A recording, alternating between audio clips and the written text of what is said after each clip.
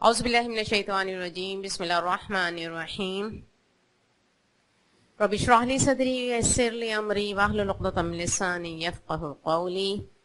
تمام بہنوں کو السلام علیکم ورحمۃ اللہ وبرکاتہ۔ سورہ قیامہ آج ہمارا موضوع، سورہ قیامہ جس کا موضوع فکر آخرت ہے۔ صدر الدین اصلاحی صاحب اساس دین کی تعمیر میں لکھتے ہیں، توحید ہو یا رسالت، قرآن ہو یا کوئی اور اصل دین، اس پر آپ دلیلوں کے چاہے کتنے ہی انبار کیوں نہ لگا دیں، قرآن کہتا ہے کہ رائے کے برابر بھی ان کا کوئی عملی اثر نہیں پڑ سکتا اگر مخاطب کا دل و دماغ اندیشہ آخرت سے خالی ہو۔ فکر آخرت تمام اعمال کی بنیاد ہے۔ فی ظلال القرآن میں محمد قطب صاحب لکھتے ہیں، یہ صورت قلب انسانی کی غفلت، اس کے اعراض اور ہٹ درمی کا علاج کرتی ہے۔ تو بس اسی نقطہ نظر سے آج اس صورت کو دیکھیں گے اور ہمارا نقطہ نظر خود احتسابی زیادہ رہے گا۔ اللہ تعالی ہمارے لیے اسے فائدے مند بنائے۔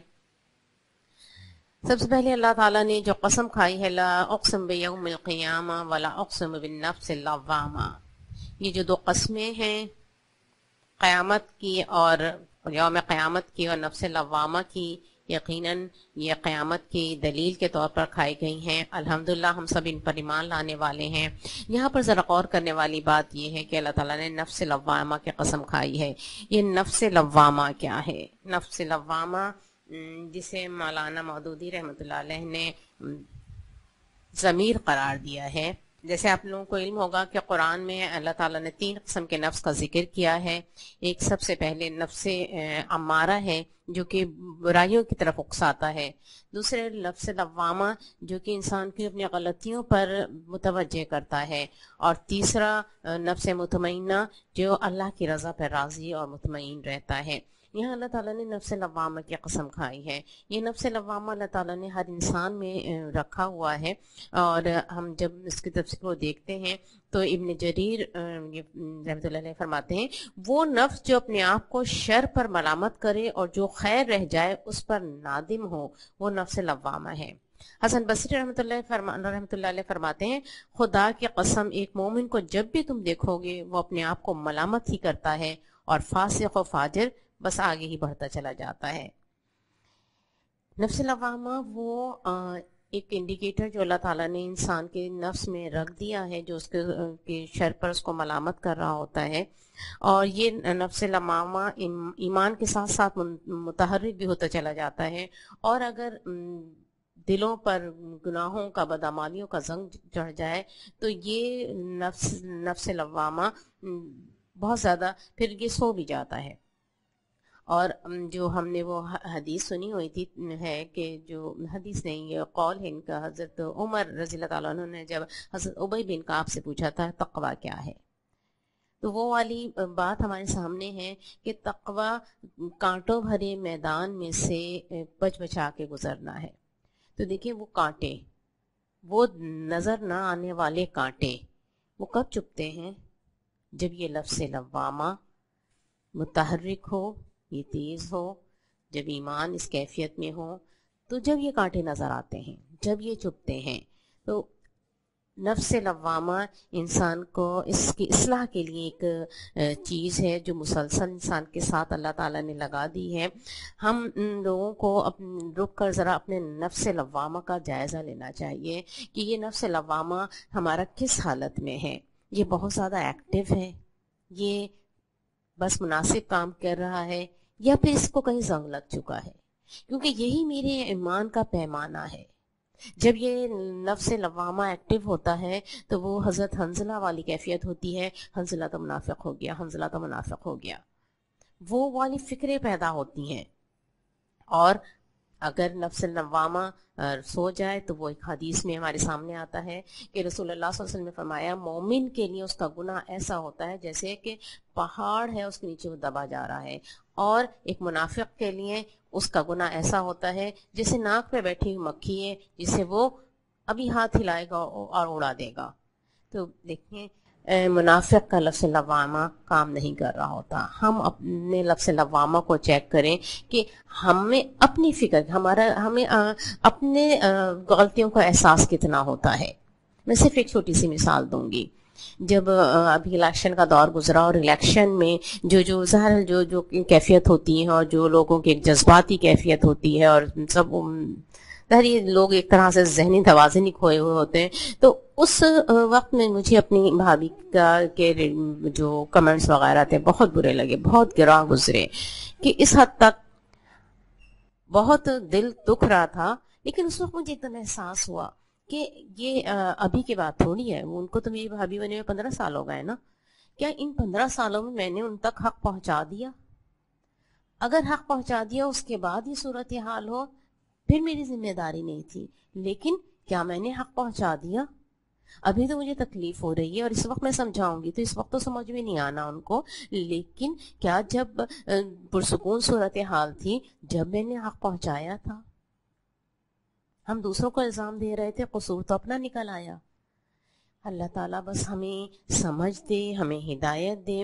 اللہ تعالیٰ نے بس ہمیں ضرورت یہ ہے کہ ہم اپنے لفظ لوامہ کو چیک کریں کہ یہ کس کیفیت میں ہے. جتنا ایمان بڑھتا ہے یہ نفس لوامہ اتنا ہی ایکٹیو ہوتا چلا جاتا ہے. اس کے بعد اللہ تعالیٰ انسان کی صورتحال سامنے رکھتے ہیں نا. یحسب الانسان النجم عظاما بل قادرین علی ان نسوی بنانا بل یرید الانسان لیفجر اماما یصلی یوم القیامہ. یقیناً انسان تو جب قیامت کو ماننا نہیں چاہتا اور آگے گناہ کرنا چاہتا ہے تو وہ اس انداز میں پوچھتا ہے کہ کب آئے گی وہ قیامت, اور وہ نہیں جانتا کہ وہ دوبارہ بھی زندہ کر سکتا ہے. لیکن الحمدللہ ہم بہت اچھی طرح جانتے بھی ہیں, مانتے بھی ہیں کہ وہ رب جو پور کو صحیح بنا دینے پہ قادر ہے, وہ یقیناً ایک دن سب کو ضرور اٹھائے گا. آگے اللہ تعالیٰ جو ایک منظر پیش کر رہے ہیں, اس سورہ قیامہ کی ایک خصوصیت یہ بھی ہے کہ اس میں بہت تیزی سے کچھ مناظر سامنے آئے ہیں. اور اگر ہم فی ظلال القرآن کو پڑھیں تو یہ والی بات بہت زیادہ کھل کے سامنے آتی ہے کہ جو قرآن میں جو مناظر بتائے گئے ہیں وہ مناظر کس طرح سر انداز ہوتے ہیں. اور یہ ایک حقیقت ہے کہ انسان اگر کسی چیز کو پڑھ رہا ہوتا ہے اور وہ تصور میں اپنا اس منظر کو دیکھتا ہے تو وہ زیادہ اثر انداز ہوتا ہے, اس کا کینوس بہت زیادہ بڑا ہوتا ہے. اور اسی چیز کو اگر وہ ڈرامے کی شکل میں, کسی ویڈیو کی شکل میں دیکھتا ہے تو وہ محدود ہو جاتا ہے. اس کے اتنے تاثرات اتنے زیادہ نہیں ہوتے جتنا پڑھ کے سمجھنے والے ہوتے ہیں. اللہ تعالیٰ نے یہ بصری نہیں تحریری منظر ہمارے سامنے رکھا ہے. اور تحریری منظر بہت چھوٹے چھوٹے جملوں میں تحریری منظر سامنے آتے ہیں, لیکن ان مناظر کو تصور کی آنکھ سے دیکھنے کی کوشش کریں اور اس کو سمجھیں اور اس منظر میں اپنے آپ کو دیکھیں. اور یہ جتنے بھی منظر قرآن میں بتائے گئے یہ حقیقی منظر ہے, یہ اسی طرح ہو چکے ہیں یا اسی طرح ہونے والے ہیں. اللہ تعالیٰ بس ہمیں اس کو اس طرح سے سمجھنے والا بنائے. اللہ تعالیٰ آگے ایک قیامت کا اور آخرت کا منظر رکھ رہے ہیں اور ہمیں قرآن و حدیث میں بہت سارے مناظر ملتے ہیں. اتنے تفصیلی مناظر کس کے لیے بیان کیے گئے ہیں؟ یقیناً میرے اور آپ کے لیے. ہمیں ان پر غور کرنا چاہیے, ان مناظر کو دیکھنا چاہیے. ہمارے پاس اگر واٹس ایپ پر کوئی ویڈیو کلپ آ جاتی ہے اور متاثر کرنے والی ہوتی ہے تو بعض اوقات ہم بار بار بھی نکال کر دیکھتے ہیں, اس کو بار بار دیکھتے ہیں. قرآن کے یہ جو کلپس ہیں انہیں ہمیں بار بار دیکھنا چاہیے. اللہ تعالیٰ یہاں پر کیا ہمارے سامنے رکھ رہے ہیں, یوم قیامت کا منظر ہے. فَإِذَا بَرَقَ الْبَصَرُ وَخَسَفَ الْقَمَرُ جُمِعَ الشَّمْسُ وَالْقَمَرُ. پھر جب دیدے پتھرا جائیں گے, چاند بے نور ہو جائے گا اور چاند اور سورج ملا کر ایک کر دیے جائیں گے, اس وقت یہی انسان کہے گا کہاں بھاگ کر جاؤں, این المفر, کہاں بھاگ کر جاؤں.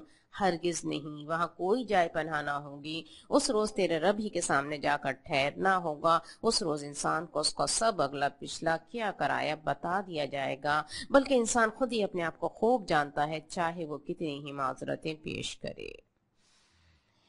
چھوٹے چھوٹے جملوں میں بہت تیزی سے منظر گزارا ہے اللہ تعالیٰ نے. وہ والی قیامت کی کیفیت، دیدے پتھرا جائیں گے، چاند بے نور ہو جائے گا، چاند سورج ملا دیے جائیں گے، وہی افراتفری کی کیفیت. اس کیفیت میں انسان کی کیا کیفیت ہوگی؟ این المفر، کہاں جاؤں بھاگ کر. انسان پریشان ہوگا، حیران پریشان ہوگا، کہاں جاؤں. اور کوئی جائے پناہ نہیں ہوگی اس دن، کوئی جائے پناہ نہیں ہوگی، کوئی کہیں پر ہمیں پناہ نہیں ملے گی. اور کہاں ہوگا؟ وَإِلَىٰ رَبِّكَ يَوْمَئِذٍ الْمُسْتَقَرُّ، اس دن رب کے سامنے ہی جا کے کھڑا ہونا ہوگا. آپ ان دو الفاظ پہ غور کریں جو ایک گھبراہٹ میں انسان بولتا ہے نا، این المفر، کہاں بھاگ کر جاؤں، کہاں ہے مفر. لیکن نہیں، کلا لا وزر، کہیں نہیں بھاگ سکتے. الی ربک یومئذ المستقر. اور اس پر غور کریں، اس کیفیت کو تصور کی آنکھ سے دیکھنے کی کوشش کریں کہ اس وقت کیفیت، جب انسان کے منہ سے این المفر نکلے گا، کیفیت کیا ہوگی، کیفیت کیا ہوگی. اور یہ دو ٹوک کہ کہیں نہیں جا سکتے، سب ایک ہی آواز پر بھاگے جا رہے ہوں گے، سب کو وہیں جانا ہوگا، سب ہی وہیں جا کے کھڑے ہوں گے میدان حشر میں، سب در سب کھڑے ہوں گے. اور ہمیں حدیثوں میں ملتا ہے کہ جب حساب کتاب ہوگا، اللہ اور بندے کے درمیان کوئی اوٹ نہیں ہوگی. دائیں دیکھے گا تو اعمال ہوں گے، بائیں دیکھے گا تو اعمال ہوں گے، اور پیچھے دیکھے گا تو جہنم کی آگ ہوگی. وہ جہنم جو کہ میدان حشر میں کھینچ لائی جائے گی، اور اس کو سامنے، اس کے سامنے کھڑے ہو کر حساب کتاب دینا ہوگا. اللہ تعالیٰ بس ہمیں ان منظروں کو دیکھنے والا بنائے.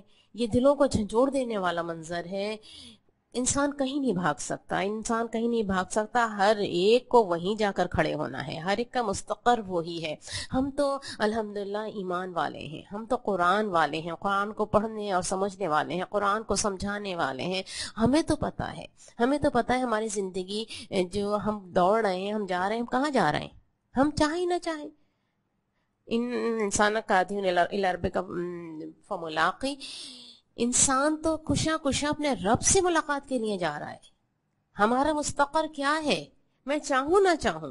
وہ کافر جو کہ منہ موڑا ہوا ہے، جو نہیں جانتا، اس کا مستقر بھی وہی ہے. میں جو جانتی ہوں، میرا مستقر بھی وہی ہے، ٹھکانہ وہی ہے. اس رب کے سامنے جا کر ہی کھڑے ہونا ہے، وہاں سے کوئی فرار نہیں. ہم جس طرف دوڑے چلے جا رہے ہیں، کشاں چلے جا رہے ہیں، وہ رب سے ملاقات ہے، وہ رب کے سامنے جا کے کھڑا ہونا ہے. ہماری ساری سیوجہد، ہماری ساری فکریں، ہماری ساری توغدو اس رب کو راضی کرنے کے لیے ہیں، کیونکہ اس رب کے سامنے جا کے کھڑا ہونا ہے. یہ ہے حقیقت، یہ ہے حقیقت. اور وہ جا کے کھڑا کیوں ہونا ہے؟ اس انداز کو دیکھیں نا. قرآن میں بین السطور بات کی جاتی ہے، میسج اس کا بین السطور، بٹوین دا لائنز ہوتا ہے. اس کو ہم دیکھیں، یہاں خود بخود یہ آ رہا ہے کہ وہ مستقر، وہ کھڑا ہونا، رب کے سامنے ہی جا کے کھڑا ہونا. اس میں جواب دہی کا تصور خود بخود سامنے آ رہا ہے. کیوں کھڑے ہوں گے اس دن اس رب کے سامنے؟ جس رب نے پیدا کیا، جس رب نے پالا، جس رب نے دعائیں سنی، جس رب نے ساری نعمتیں دیں، اس کا حساب دینا ہوگا، اس کو جواب دینا ہوگا. اس مستقر صرف ٹھکانہ ہی نہیں ہوگا، وہ جواب دہی کا کٹہرا ہوگا. رب کے سامنے کھڑا ہونا ہے، رب کے سامنے کھڑا ہونا، رب کو جواب دینا ہے. دیکھیں، جب انسان کو یہ یاد رہتا ہے کہ مجھے رب کو جواب دینا ہے، تو وہ ایک ذمہ دار ہستی بن جاتا ہے. اپنی اصلاح آپ میں نعیم صدیقی صاحب لکھتے ہیں کہ جب تک انسان کا احساس ذمہ داری سویا رہتا ہے، فکر آخر سویا رہتا ہے، تو اسے ہر جگہ کی خرابیاں نظر آ رہی ہوتی ہیں. ہر جگہ خرابی کو وہ پکڑ لیتا ہے، اور اپنی خرابی کی وجوہات بھی اسے دوسروں میں نظر آ رہی ہوتی ہیں. یہ اجتماعات ایسے نہیں رہے، اور نظام تربیت خراب ہو گیا، اور اس میں نوازد دل، اور اس میں وہ والی کیفیت نہیں ہے. یہ ساری چیزیں اس کو نظر آ رہی ہوتی ہیں، لیکن وہ اپنے آپ سے غافل ہوتا ہے. وہ اپنے آپ کو نہیں سمجھ رہا ہوتا کہ میرے اندر کیا خامی ہے. جب انسان کو اللہ کے سامنے اس کٹہرے میں کھڑے ہونے کا احساس نہیں ہوتا، تو پھر وہ ہر ایک کو اس کٹہرے میں کھڑا کر رہا ہوتا ہے. ذرا دیکھیں، واقعی ہماری کیفیت یہ نہیں ہے. یہاں پر ذرا سی اپنی خود احتسابی کی ضرورت ہے کہ جب ہمیں احساس نہیں ہوتا، تو ہم سب سے جواب لے رہے ہوتے ہیں، پتہ نہیں کس کس کو اس کٹہرے میں کھڑا کر رہے ہوتے ہیں. صرف ایک مثال دوں گی کہ جب یہ الیکشن گزرا، اور الیکشن کے بعد جو کچھ صورتحال تھی، جو کچھ حالات تھے، اس کے بعد ایک ظاہر تبصرے ہو رہے تھے ہر طرف، ان تبصروں میں ایک جملہ میں نے سنا، واٹس ایپ پہ ہی پڑا تھا، ایک میسج یہ آیا تھا کہ قیادت کو جواب دینا پڑے گا۔ میں اس جملے کی ٹون پر غور کر رہی تھی، قیادت کو جواب دینا پڑے گا، جو بات ہے وہ تو بات کی بات ہے، لیکن اس ٹون پر غور کریں، اس کے پیچھے ذہنیت کیا ہے، سوچ کیا ہے، قیادت کو جواب دینا پڑے گا۔ ہم نے کس کس کو کٹہرے میں کھڑا کر دیا ہے؟ دیکھیے ہم کس قیادت کے بارے میں بات کر رہے ہیں، وہ قیادت جو کہ اوپر سے کہیں سے علیحدہ سے ہم پر مسلط نہیں کی گئی ہے، جو کہ ہم نے ہی منتخب کی ہے، جو ہمارے درمیان کی ہے اور ہمارے درمیان ہی رہتی ہے، جو مشورے سے فیصلے کرتی ہے۔ یہاں کوئی مطلق العنانی نہیں ہے، مشورے سے، مشاورت سے فیصلے ہوتے ہیں، فیصلوں کو وقت سے پہلے نیچے اتارا جاتا ہے، لوگوں کو کنونس کیا جاتا ہے، اور وہ والی قیادت ہماری رسائی میں ہے، اس تک بات پہنچا سکتے ہیں، وہ ہماری بات سنتی ہے۔ یہ ساری باتیں ہمارے سامنے موجود ہیں، اس کے باوجود جب ہم یہ کہتے ہیں کہ قیادت کو جواب دینا ہوگا، تو میں یہ نہیں کہہ رہی کہ غلطیوں پر توجہ نہ دلائی جائے، گرفت نہ کی جائے، لیکن وہ گرفت کی ٹون دوسری ہوتی ہے، جو اصلاح کی جذبے کے ساتھ ہوتی ہے، جو خیر خواہی کے ساتھ ہوتی ہے، اس کا انداز دوسرا ہوتا ہے۔ لیکن اس جملے کی ٹون پر غور کریں۔ آج ہم اپنے ارد گرد، اپنے تحریک میں خاص کر دیکھیں تو نظر مجھے تو یہی آتا ہے کہ ہر کوئی دوسرے سے جواب مانگ رہا ہے، ہر کوئی دوسرے سے جواب مانگ رہا ہے، یہ کیوں کیا، یہ کیوں نہیں ہوا، آپ میں یہ غلطی، آپ اس کو درست کیجئے۔ ناظمہ کارکن سے شاکی ہے اور کارکن ناظمہ سے شاکی ہے، ذیلی نظم بالائی نظم سے اور بالائی نظم ذیلی نظم سے۔ ہر ایک کے پاس تحریک کی خامیوں کی بہت لمبی فہرست موجود ہے، ہر ایک کے پاس دوسروں کی کمیوں کی، کوتاہیوں کا بہت تفصیل موجود ہے۔ نہیں موجود ہے تو اپنی ہمارے اندر کہاں سے وہ چیز آ گئی؟ دیکھیں ہمیں تو جتنا وہ ملتا ہے، طب تابعین میں ایک بزرگ کا ذکر ملتا ہے، وہ رات میں تہجد میں موم بتی جلا کے اس کے شعلے پر اپنی انگلی رکھا کرتے تھے، اور اس کے بعد اپنے نفس سے کہا کرتے تھے، تجھے اس چیز پر کس نے آمادہ کیا؟ وہ اپنا اس طرح حساب لیا کرتے تھے۔ جب ہمیں وہ مستقر یاد رہتا ہے، جب وہ اللہ کے سامنے کھڑا ہونا یاد رہتا ہے، تو نقطہ نظر بدل جاتا ہے۔ جب پھر اپنی فکریں زیادہ ہوتی ہیں، مجھے اس کا جواب دینا ہے، پھر بہت ذمہ دار انسان بن جاتا ہے، اپنی ہر بات کا جواب دے رہا ہوتا ہے، اور لوگوں سے جواب اس طرح نہیں لے رہا ہوتا، پھر اس کو جواب لینے میں اس کا انداز ہی دوسرا ہوتا ہے۔ اللہ تعالیٰ بس ہمیں سمجھنے والا بنائے کہ اس جواب دہی کو ہم یاد رکھیں، اس جواب دہی کی کیفیت کو یاد رکھیں۔ جانا تو وہی ہے، مستقر ہمارا وہی ہے، اور اس مستقر کو ہم یاد رکھیں تو شاید ہماری بہت ساری چیزوں کی اصلاح ہو جائے۔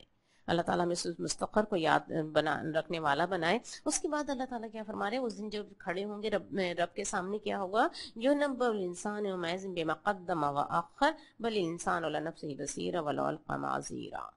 اس دن جب رب کے سامنے کھڑے ہوں گے تو اللہ تعالیٰ انسان کو قدم و اخر سب کچھ بتا دیں گے۔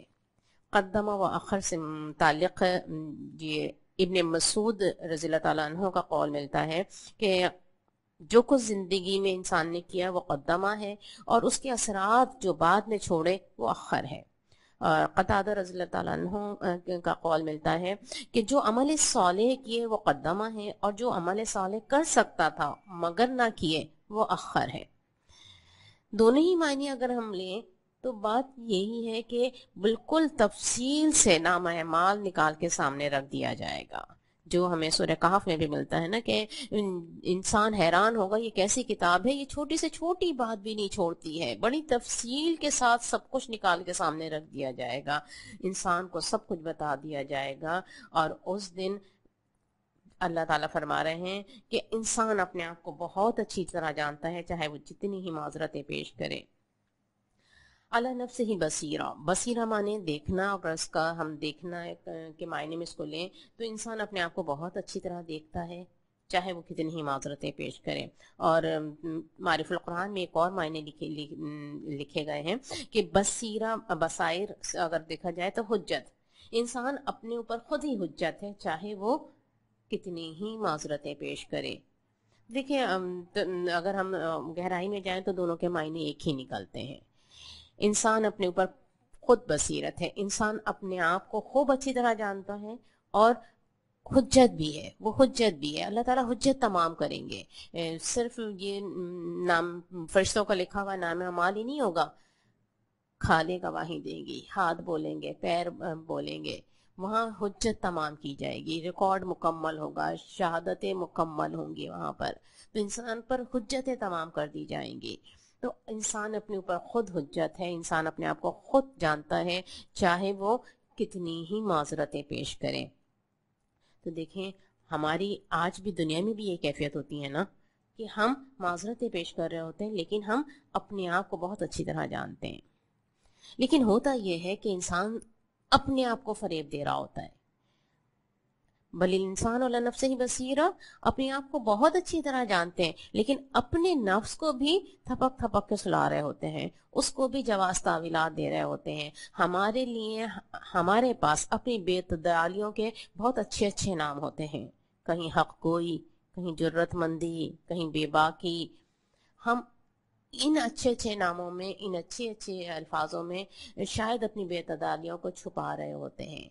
انسان اپنے نفس کو بہت اچھی طرح جانتا ہے. ہم اس بات کو سمجھتے ہیں کہ دیکھیں ہم خود لوگوں سے کہتے ہیں, بار بار اس بات کا تذکرہ سنتے ہیں کہ فورم پر بات کی جائے, فورم پر بات کی جائے, فورم پر بات کی جائے. میں عام افراد کی, عام کارکنان کی بات نہیں کر رہی, میں ذمہ داران کی بات کر رہی ہوں. کیا واقعی فورم پر ہی بات ہوتی ہے؟ غور کریں, کیا فورم پر ہی بات ہوتی ہے؟ اب تو ہمارے ہاتھوں میں جو یہ موبائل ہے, جو نیٹ ہے, اس میں تو اتنی سی دیر میں فیس بک پہ سب کچھ کہاں سے کہاں پہنچ جاتا ہے.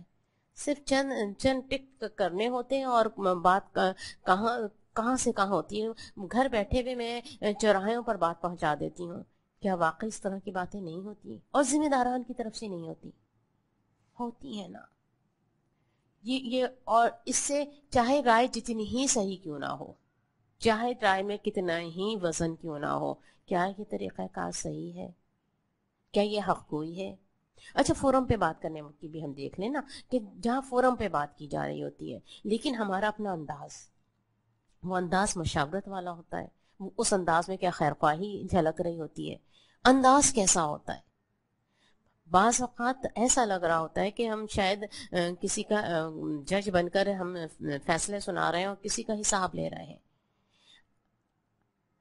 بل انسان والا نفس ہی بصیرہ, کہ وہ کس وجہ سے کیا کام کر رہا ہے. دیکھیں وہاں تو نیتوں کے لحاظ سے اعمال میں وزن ہوگا نا. ہم تو صرف یہ دیکھ رہے ہیں کہ کیا کیا, کیوں کیا, وہ اس کی لحاظ سے وہاں دیکھا جائے گا نا. ہر انسان اپنے آپ کو بہت اچھی طرح سے جانتا ہے, اور بہتر یہی ہے جتنا احساس جواب دہی ہمارے اندر بیدار ہوگا اتنا ہی اپنا حساب بہتر طریقے سے لے سکیں گے. جب وہ احساس جواب دہی کمزور ہوتا ہے تو اپنے آپ کو فریب دے رہے ہوتے ہیں, اب اس بات کو بھی نہیں سمجھ رہے ہوتے. اللہ تعالیٰ نے جو یہاں فرمایا کہ یونب الانسان یومئذ بما قدم واخر بل الانسان لنفسه بصیرہ ولو القى معاذیرا, اس دن سب کچھ بتا دیا جائے گا جبکہ انسان اپنے آپ کو بہت اچھی طرح جانتا ہے چاہے وہ کتنی ہی معذرتیں پیش کرے. یہاں پر بھی ہمارے پاس اپنے ہر عمل کی معذرت ہوتی ہے نا, جواز ہوتا ہے, تعویل ہوتا ہے. ہمارے پاس معذرتیں ہوتی ہیں, یہاں پر بھی معذرتیں ہوتی ہیں, اور یہاں پر یہ آخرت میں معذرت کی بات ہے کہ وہاں پر بھی انسان معذرتیں پیش کرے گا, وہاں پر بھی ان جواز تعویلات سے مدد لینے کی کوشش کرے گا. لیکن عقل مندی کا تقاضا یہ ہے اس وقت جو حالات ہوں گے اس کی حساسیت کو سمجھتے ہوئے بہتر یہ ہے آج ہی اپنی معذرتوں کو دیکھ لیا جائے, آج ہی ان معذرتوں سے نکل جائیں ہم, آج ہی اپنا احتساب کڑا کر لیں. معذرتیں وہاں کام نہیں آئیں گی. یہاں ہم معذرتوں سے کتنی معذرتوں سے کام چلا رہے ہوتے ہیں اور وہاں پر بھی شاید معذرتیں کریں لیکن وہاں کام نہیں آئیں گی.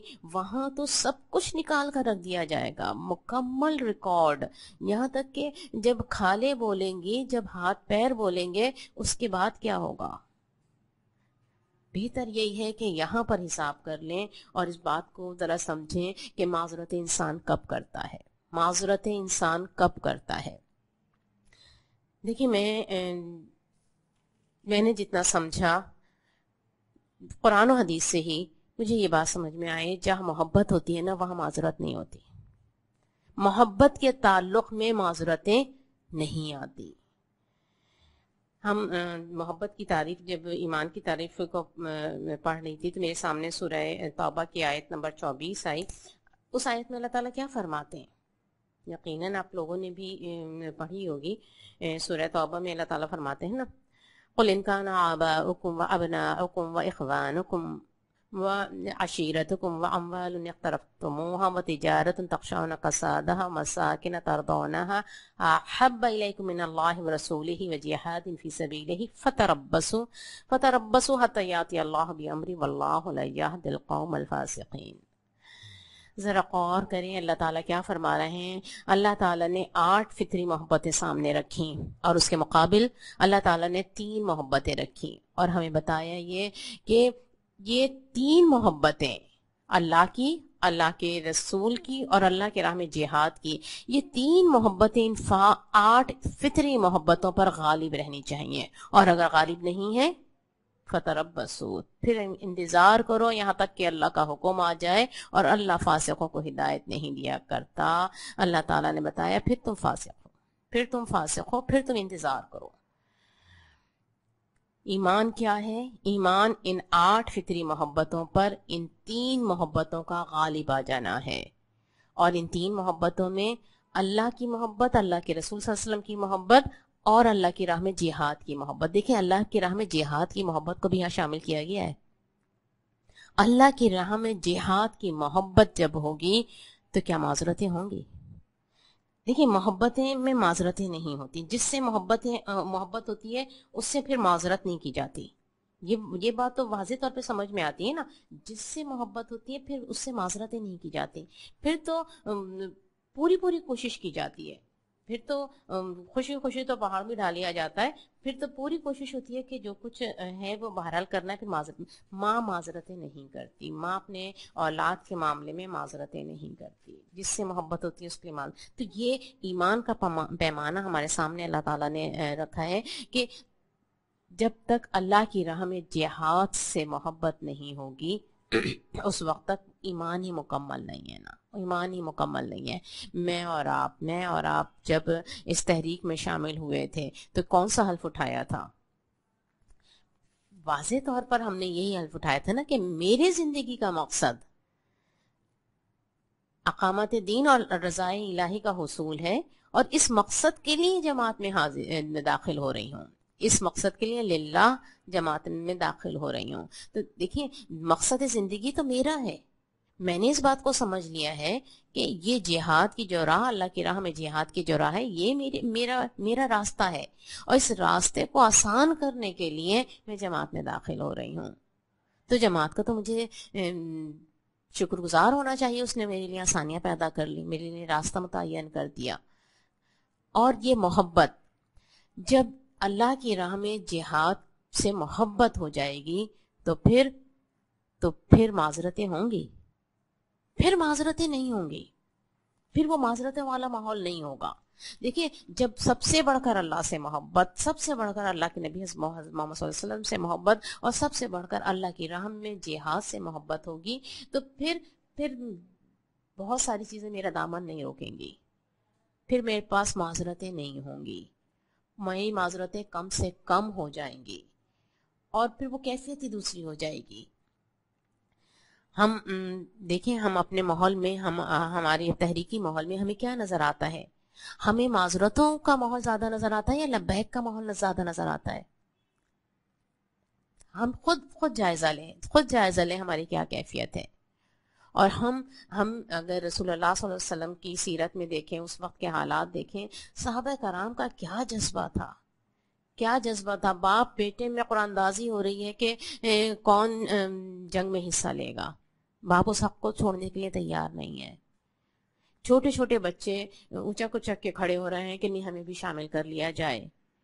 اس راہ میں یہ دعائیں مانگی جا رہی ہیں کہ اے کاش کہ مجھے تیر لگے اور مجھے شہید کر دیا جاؤں اور میرا مسلح کر دیا جائے، اور اللہ مجھ سے پوچھے تو میں جواب دوں کہ اے اللہ سب کچھ تیری راہ میں کٹا کر آیا ہوں. اس میں ان ساری خواہشوں میں کیا کیفیت نظر آ رہی ہے، کس چیز کی محبت نظر آ رہی ہے؟ جب وہ محبت بڑھتی ہے تو یہ رویے نظر آتے ہیں. اصل میں مین چیز وہ محبت ہی ہے. اللہ تعالیٰ، میں تو سمجھی یہی ہوں کہ اللہ تعالیٰ کو نہ ہمارا مال چاہیے، نہ ہمارا وقت چاہیے، نہ ہماری صلاحیتیں چاہیے. اللہ کو چاہیے کیا؟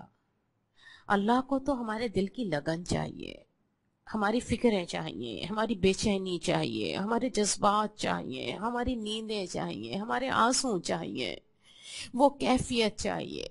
وہ جو کیفیت ہوتی ہے تو پھر چھوٹے چھوٹے عمل بھی بہت زیادہ بھاری ہو جاتے ہیں. اللہ تعالیٰ بس ہمیں سمجھنے والا بنائے. مجھے تو لگتا ہے کہ ہمارے کام بوجھل اسی وجہ سے ہو جاتے ہیں کہ اس میں وہ محبت کی نرمی نہیں ہے، وہ محبت نہیں ہے. محبت میں تو بڑے بڑے کام آسان ہو جاتے ہیں. جو کام محبت سے کیا جاتا ہے وہ تو بہت آسان ہو جاتا ہے. تحریکی کام ہمیں بوجھ کیوں لگنے لگتے ہیں؟ شاید اس محبت کی کمی ہے.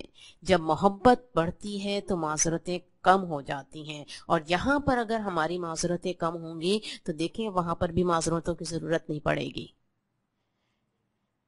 اللہ تعالیٰ نے فرمایا کہ یُنَبَّأُ الْإِنسَانُ مَا قَدَّمَ وَأَخَّرَ وَلِلْإِنسَانُ عَلَىٰ نَفْسِهِ بَصِيرَةٌ وَلَوْ أَلْقَىٰ مَعَاذِيرًا. اس دن سب کچھ اگلا پچھلا سب کچھ بتا دیا جائے گا، جبکہ انسان اپنے آپ کو اچھی طرح سے جانتا ہے، چاہے وہ کتنی ہی معذرتیں پیش کرے. اس دن معذرتوں کا کوئی فائدہ نہیں ہوگا. اور اس دن اگر معذرتیں سے بچنا چاہ رہے ہیں تو آج ہی معذرتوں کا رویوں کو چھوڑ دیں. اور وہ اسی وقت ہوگا جب وہ محبت والی کیفیت ہوگی. اللہ تعالیٰ ہمیں ہدایت دے، سمجھ دے، اس بات کو سمجھنے والا بنائے. ہم اس مستقر کو یاد رکھیں، اور اس مستقر کے وقت ہوگا کیا اس چیز کو یاد رکھیں، اور پھر اس کے لیے آج سے تیاری کریں تو انشاءاللہ وہ وقت ہمارے لیے آسان ہوگا. اس کے بعد جو اللہ تعالیٰ نے فرمایا اور رسول اللہ صلی اللہ علیہ وسلم کو جو ہدایت دی کہ اپنی زبان کو تیزی سے حرکت نہ دو اور اس کو یاد کرا دینا، پڑھوا دینا ہمارے ذمے ہیں، تو یقیناً اس میں ہمارے لیے یہ ہدایت ہے. یہ قرآن بالکل محفوظ ہے، چھوٹی سے چھوٹی بھی کمی کمزوری سے بالکل محفوظ ہے، ہمارے پاس بالکل محفوظ انداز میں پہنچا ہے. اس کے بعد اللہ تعالیٰ ایک بہت اہم بات فرما رہے ہیں، کَلَّا بَلْ تُحِبُّونَ الْعَاجِلَةَ وَتَذَرُونَ الْآخِرَةَ. اصل میں حقیقت یہ ہے، اصل بات یہ ہے، تم لوگ جلدی حاصل ہونے والی چیز سے محبت رکھتے ہو اور آخرت کو چھوڑ دیتے ہو. اللہ تعالیٰ جو ہمارا پیدا کرنے والا، ہمارے بنانے والا ہے، اس کا طریقہ یہ ہے کہ وہ ٹو دا پوائنٹ دل کے چھور کو پکڑ کر خرابی کی جڑ بتا دیتا ہے. اور مجھے لگتا ہے اس آیت میں اللہ تعالیٰ نے ہماری خرابی کی جڑ کو پکڑ لیا. دیکھیں جب تشخیص صحیح ہو جاتی ہے نا تو پھر علاج آسان ہو جاتا ہے. اللہ تعالیٰ نے خرابی کی جڑ کو پکڑ کے ہمیں بتا دیا ہے کہ اصل میں تمہارا مسئلہ کیا ہے. تحبون العاجلہ تذرون الآخرہ، یہ ہے اصل مسئلہ. جلد حاصل ہونے والی چیز کی محبت میں مبتلا ہو اور آخرت کو پیچھے چھوڑ دیتے ہو. اب اس بات پہ غور کریں تو ہمیں یہی لگتا ہے کہ عاجلہ دنیا ہی ہے، لیکن وہ لوگ جنہوں نے اپنی زندگی کا مقصد اقامت دین بنا لیا ہے، ان کا عاجلہ مجھے لگتا ہے کہ یہ دنیا نہیں ہے، یہ مال و دولت نہیں ہے. ان کا عاجلہ کچھ اور ہے، جس کی محبت میں گرفتار ہو کر وہ آخرت کو پیچھے چھوڑ دیتے ہیں.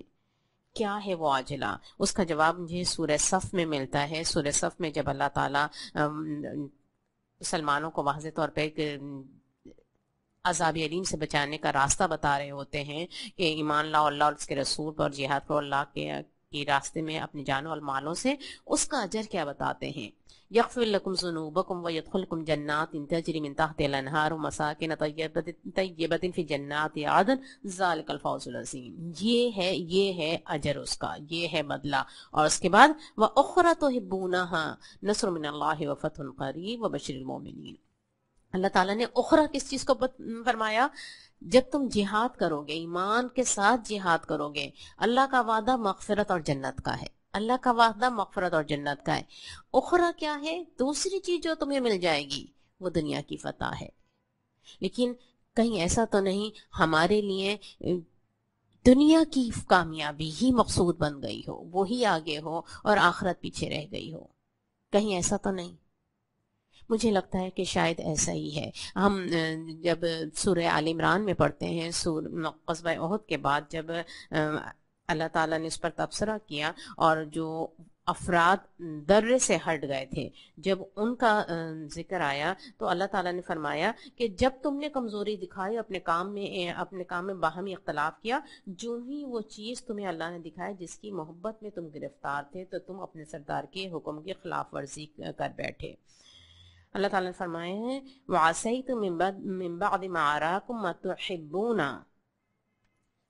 جس سے تمہیں محبت تھی وہ تمہیں نظر آیا تو پھر تم نافرمانی کر بیٹھے۔ اور جس سے محبت تھی، کچھ مفسرین نے اس کو مال غنیمت بھی لکھا ہے، لیکن ایک جگہ میں نے یہ بھی پڑھا تھا اس سے مراد فتح ہے۔ ان کو جو چیز نظر آئی تھی وہ فتح نظر آئی تھی، اور انہوں نے یہ سمجھا کہ اب تو فتح ہو گئی، اب رسول اللہ صلی اللہ علیہ وسلم کا حکم تو ختم ہو گیا، اس کی حکمت تو ختم ہو گئی، اب تو اس حکم کو ماننے کی ضرورت ہی نہیں ہے۔ رسول اللہ صلی اللہ علیہ وسلم کے حکم کی نافرمانی کی فتح کو دیکھ کر کہ اب تو فتح حاصل ہو گئی۔ اصل وہ عاجلہ جو ان کو نظر آئی تھی، جس کی طرف وہ لپک گئے تھے، جس کی وجہ سے انہوں نے نافرمانی کی تھی، وہ دنیا کی فتح تھی۔ ہم اپنے آپ کو دیکھیں کہ جب اتنی محنتوں کے بعد الیکشن میں ہار ہو جاتی ہے، دل شکستگی تو ہوتی ہے، اور پھر بعد میں ہم کیا کہتے ہیں؟ چلو کوئی بات نہیں، ہمارا اجر تو پکا ہے نا، ہمیں تو آخرت کا اجر تو مل ہی گیا نا۔ اور اس وقت مجھے لگتا ہے کہ ہم نے شاید دنیا کی کامیابی کو ٹارگٹ رکھا ہوا تھا اور آخرت کو ہم نے بونس بنایا ہوا تھا۔ چلو اب وہ حاصل نہیں ہوا، سیکنڈ چیز تو حاصل ہو ہی گئی نا، آخرت کا اجر تو حاصل ہو ہی گیا نا۔ ہم نے شاید اس کو اخرا بنا لیا ہے، جبکہ ٹارگٹ کیا ہونا چاہیے؟ ٹارگٹ آخرت ہونا چاہیے، اور دنیا کی کامیابی اخرا ہونا چاہیے۔ وہ ضمنی، وہ بونس چیز ہے، وہ ملی نہ ملی، مومن کو دنیاوی کامیابی ناکامی سے اتنا فرق نہیں پڑتا، اس کو تو اپنا کام میں نے کتنا کیا اس سے فرق پڑتا ہے۔ یہ جو پیمانوں کا بدلنا ہے، یہ بہت اہم چیز ہے، یہ بہت اہم چیز ہے، اور ہمیں یہاں پر اپنا بہت زیادہ جائزہ لینا چاہیے کہ کہیں ہم اس تحبون العاجلہ میں تو مبتلا نہیں ہو گئے، ہم نے اسی کامیابی کو ہی تو مقصود نہیں بنا لیا، کیونکہ اصل چیز تو میری زندگی کا مقصد کیا ہے؟ رضا الہی کا حصول نا۔ اگر میں نے اپنا کام پورا کیا، مجھے تو وہ چیز ملی نا، مقصود میرا وہی ہو۔ دیکھیں اللہ تعالیٰ تولتے ہیں یا گنتے ہیں؟ ہم سب کو پتا ہے اللہ تعالیٰ کو تولتے ہیں، لیکن ہم نے اپنے نظام کو، تنظیم کو بنانے کے لیے جو گننے کا ایک طریقہ اپنایا ہے، وہ شاید ہمارے ذہنوں پر اتنا زیادہ سوار ہو چکا ہے کہ ہم بھی اپنے اعمال کو اب گن ہی رہے ہوتے ہیں۔ ہم بھی ہمارے پیمانے میں شاید تولنے والے نہیں رہے، گننے والے زیادہ ہو گئے۔ اصل حقیقت یہ ہے ہماری کامیابی تو اپنا کام پورا کرنے میں ہے۔ ہم نے اپنی کام پورا کیا نہیں کیا، ہمارے لیے سوچنے والی چیز یہ ہے، اور ہمیں فکر اس کی ہونی چاہیے۔ مثال ہے نا صحابہ کرام کی کہ پیچھے سے تیر لگتا ہے اور گرتے ہیں، اور زبان سے کیا نکلتا ہے؟ فزت برب کعبہ، رب کعبہ کی قسم میں کامیاب ہو گیا۔ کون سی کامیابی نظر آ رہی تھی؟ کس کامیابی پہ نظر تھی؟ دیکھا جائے تو دھوکے سے گھیر کر شہید کیا جا رہا ہے، اور وہاں کامیابی نظر آ رہی ہے۔ تو یہ ہے مومن کا کامیابی کا تصور۔ ہمیں اپنے پیمانے کو دوبارہ چیک کرنے ہوں گے کہ ہمارے پیمانے کیا ہیں، کہ ہم اپنے کام پورا کیا نہیں کیا۔ اگر ہم نے اپنا کام پورا نہیں کیا اور کامیابی مل گئی تو کیا یہ میری کامیابی ہوگی؟ ہمیں تو اپنا کام پورا کرنا ہے، کامیابی ملی نہیں ملی، اصل مسئلہ یہ ہے کہ کام پورا کیا یا نہیں کیا۔ کام پورا کیا، ہمیں تو اپنے کام کا حساب دینا ہے نا، کام پورا کرنا ہے۔ اللہ تعالیٰ نے فرمایا کَلَّا بَلْ تُحِبُّونَ الْعَاجِلَةَ وَتَذَرُونَ الْآخِرَةَ، یہ ہے خرابی کی جڑ کہ تم اس عاجلہ میں مبتلا ہو جاتے ہیں، اس آخرہ کو چھوڑ دیتے ہو. پتہ نہیں کہ مجھے تو لگتا ہے شاید وہ آخرت ہماری نظروں سے اوجھل ہو جاتی ہے تو بہت سارے پیمانے بدل جاتے ہیں، بہت ساری ہماری سعی و جہد کے رخ بدل جاتے ہیں، بہت ساری فکریں ہماری بدل جاتی ہیں. اصل تو مومن کی نظر تو اس آخرت پہ ہی رہنی چاہیے. ہمیں دوبارہ سے اس کو اپنا جائزہ لینا چاہیے، احتساب کرنا چاہیے، دیکھنا چاہیے. اور آگے والی جو آیت ہے اس میں ایک منظر ہے، بہت چھوٹی چھوٹی سی 4 آیات، اور اس میں ایک منظر ہے، اور اس منظر میں اس عاجلہ کا علاج ہے.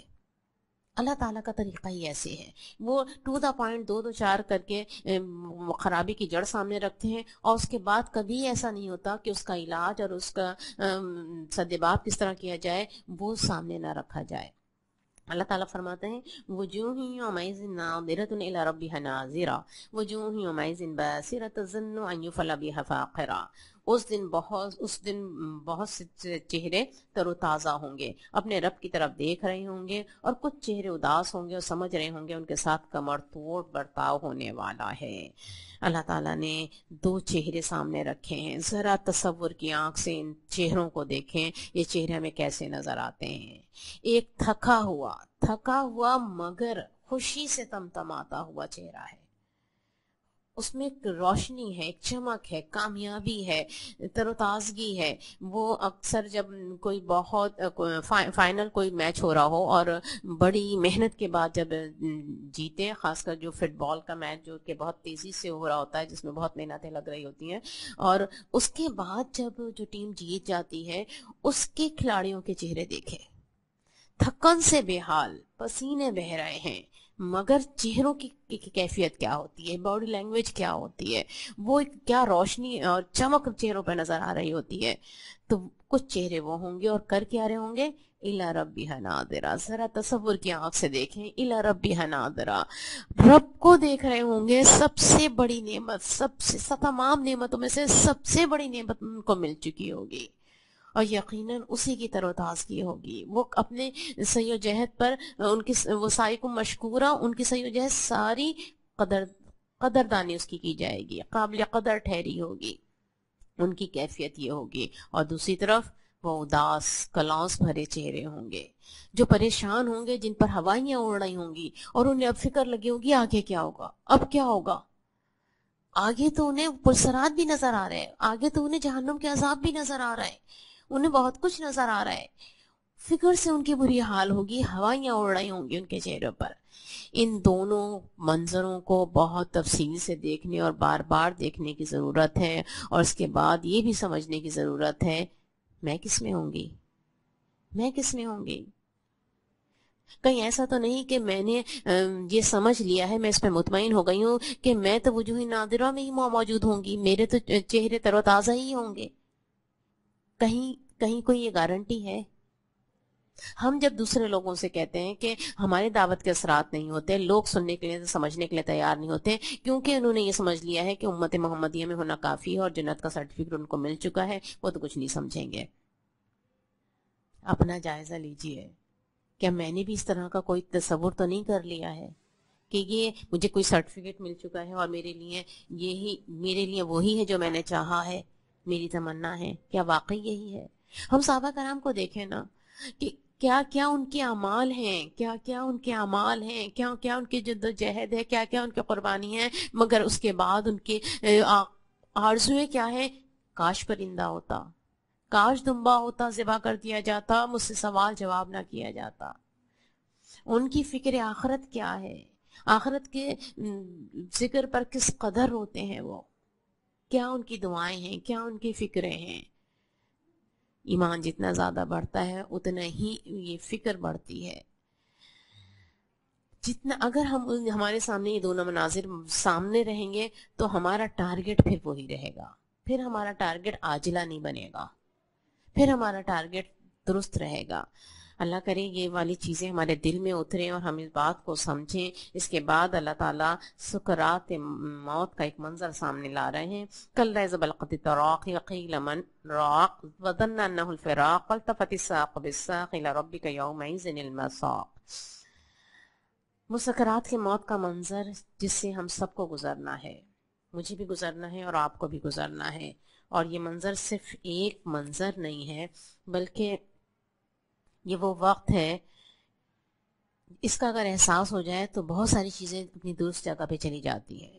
وہ موت جس سے جو عبداللہ بن عباس رضی اللہ تعالیٰ عنہ اس میں فرماتے ہیں کہ ساق اور بساق سے مراد یہ ہے کہ اس دن دنیا کا آخری دن اور اس کے بعد آخرت کا پہلا دن دونوں مل جائیں گے، تو یہ اس دنیا سے اس دنیا میں انٹری ہوگی۔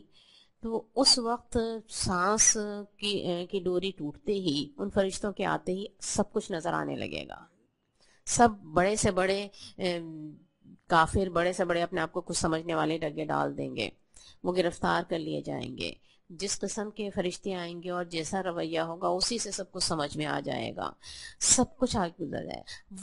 وہ منظر اگر یاد رہے، وہ وقت پتہ نہیں کتنے دور ہے، وہ وقت اگر یاد رہتا ہے تو دنیا کی بہت ساری چیزیں صحیح جگہ پر آ جاتی ہیں، دنیا کی حقیقت بھی سمجھ میں آ جاتی ہے، پھر اپنی سیر و جہت کا رخ بھی درست ہو جاتا ہے۔ اس منظر کو بار بار دیکھنے کی اور بار بار سمجھنے کی، بار بار یاد کرنے کی ضرورت ہے، کیونکہ یہ ہمیں درست رکھنے والا ہے۔ ویسے تو یہاں ذکر اس شخص کا ہے جس نے فلا صدق ولا صلی، نہ سچ مانا تھا نہ نماز پڑھی تھی، اس کو بھی اس وقت سے گزرنا ہے، اس مرحلے سے گزرنا ہے، اور اس کو یہ وقت یاد دلایا جا رہا ہے، لیکن ہم کو بھی اس وقت سے گزرنا ہے۔ اللہ تعالی ہمیں سمجھ دے کہ ہم اس وقت کو یاد رکھیں، زیادہ سے زیادہ یاد رکھیں، بار بار یاد کریں، اور قرآن نے جو منظر ہمارے سامنے رکھا ہے، ان الفاظ کو پڑھ کر، ان الفاظ کے ذریعے سے اس منظر کو بار بار دیکھیں۔ اور آخری بات جو اللہ تعالیٰ نے فرمائی، اَیَحْسَبُ الْإِنسَانُ أَن يُتْرَكَ سُدًى، کیا انسان نے یہ سمجھ رکھا ہے کہ اسے یوں ہی چھوڑ دیا جائے گا، یوں ہی محمل چھوڑ دیا جائے گا؟ سدا کی جو تشریح مولانا مودودی رحمۃ اللہ علیہ نے لکھی ہے کہ وہ اونٹ جس کی نکیل نہ ہو، شتر بے مہار، انسان نے کیا یہ سمجھ رکھا ہے کہ ہمیں یوں ہی چھوڑ دیں گے؟ وہ رب جس نے نطفے سے مرد اور عورت بنائے اور کیا سے کیا بنا کے کھڑا کر دیا، مجھے جو کچھ دیا، مجھے جتنی طاقتیں دی ہوں، میں جو ایک بوند سے مجھے کہاں تک پہنچا دیا، کیا وہ رب دوبارہ زندہ نہیں کر سکتا؟ یقیناً میرا ایمان ہے، میں مانتی ہوں وہ دوبارہ زندہ کر سکتا ہے، اور وہ کرے گا، یقیناً وہ کرے گا۔ جب وہ ایک نطفے سے انسان کو یہاں سے یہاں تک پہنچا سکتا ہے تو دوبارہ کیسے زندہ نہیں کر سکتا؟ اور جب میرا ایمان ہے کرے گا، تو پھر میں شتر بے مہار نہیں ہوں۔ یقیناً اس زندگی کا کوئی مقصد ہے، یہ پورے کا پورا اللہ کے ہی قدرت میں ہے، اللہ ہی کے قبضے میں ہے، میں کہیں بھی اللہ کے سے نکل کے بھاگ نہیں سکتی ہوں۔ اللہ تعالیٰ سب کچھ کر سکتا ہے۔ جب مومن اس بات کو مان لیتا ہے کہ وہی رب ہے جو سب کچھ کر رہا ہے، تو پھر وہ اپنے آپ کو شتر بے مہار نہیں سمجھتا، پھر وہ کھوٹے سے بندھے ہوئے گھوڑے کی طرح ہو جاتا ہے، پھر وہ قرآن و سنت کے کھوٹے سے بن جاتا ہے، پھر اس کی زندگی اللہ کی اطاعت میں گزرتی ہے، پھر وہ راہ عمل کو سمجھ لیتا ہے کہ مجھے کیا کرنا ہے اور کیا نہیں کرنا، پھر وہ جو دل چاہے نہیں کرتا۔ میں یہاں پر بس ہم کو اور مجھے اور آپ کو ذرا سا اپنے احتساب کی ضرورت ہے۔ شتر بے مہار، سدا کا لفظ آیا ہے، سدا کا لفظ میں، اور اس کے مقابل ہے وہ کھوٹے سے بندھا ہوا گھوڑا۔ تو میں دیکھوں کہ میں کھوٹے سے بندھا ہوا گھوڑا ہوں یا وہ شتر بے مہار ہوں۔ ذرا اپنے سامنے لائیں، وہ ہماری چلتی ہوئی زبانیں، وہ ہمارے الفاظ کا غیر محتاط استعمال، وہ ہمارے بے رحمانہ تبصرے، وہ ہماری نجوا، وہ ہماری بات کرنے کا انداز، اور بہت ساری چیزیں۔ کیا واقعی میں قرآن و سنت سے بندھا ہوا گھوڑا ہوں یا شتر بے مہار ہوں؟ جس نے اس حقیقت کو سمجھ لیا وہ شتر بے مہار تو نہیں رہے گا، وہ تو پھر اس گھوڑے کی طرح ہو جائے گا جو چاہے جتنا ہی اچھلے کودے، لیکن اس کھوٹے سے بندھا ہوتا ہے اور آتا اسی طرف ہے۔ اس رب کو میں پہچانتی ہوں، اس رب کے سامنے کھڑے ہونے کا مجھے احساس ہے، تو پھر مجھے قرآن سنت سے بندھا ہوا گھوڑا ہونا چاہیے۔ اللہ تعالیٰ مجھے سمجھ دے، ہدایت دے۔ سورہ قیامت کو ہم نے پڑھا، اور اللہ کرے ہم اس کو پڑھ کر اس کی روشنی میں خود احتسابی کریں، اپنا حساب لیں۔ صرف ایک حدیث پر میں اس کا اختتام کرتی ہوں۔ حدیث کا مفہوم یہ ہے کہ رسول اللہ صلی اللہ علیہ وسلم نے فرمایا، انسان کی جنت اور دوزخ، جنت یا دوزخ، اس کے جوتے کے تسمے سے زیادہ اس سے قریب ہے، کبھی ایسا ہوتا ہے کہ ایک شخص ساری زندگی جہنم والے اعمال کرتا ہے مگر آخری زندگی میں جنت والے اعمال کر کے جنت کا مستحق ہو جاتا ہے، اور کبھی ایسا بھی ہوتا ہے کہ جو کوئی شخص ساری زندگی جنت والے اعمال کرتا ہے اور آخر میں جہنم والے اعمال کر کے جہنم کا مستحق ہو جاتا ہے۔ اللہ تعالیٰ مجھے اس سے بچائے، ہمیں اس سے بچائے، ہمیں ہدایت دے، ہمیں اپنا حساب لینے کی توفیق عطا فرمائے اس سے پہلے کہ ہمارا حساب لیا جائے، اور ہم اپنے فکر آخرت کو چیک کریں، اپنے نفس لواموں کو چیک کریں، اپنی معذرتوں کو چیک کریں۔ اللہ تعالیٰ ہمارے لیے کام آسان فرما دے اور ہمیں اس دن کی شرمندگی سے بچا لے۔ ربنا تقبل دعاء انك انت السميع العليم، وصلى الله تعالى على خير خلقه محمد وآله وصحبه اجمعين برحمتك يا ارحم الراحمين۔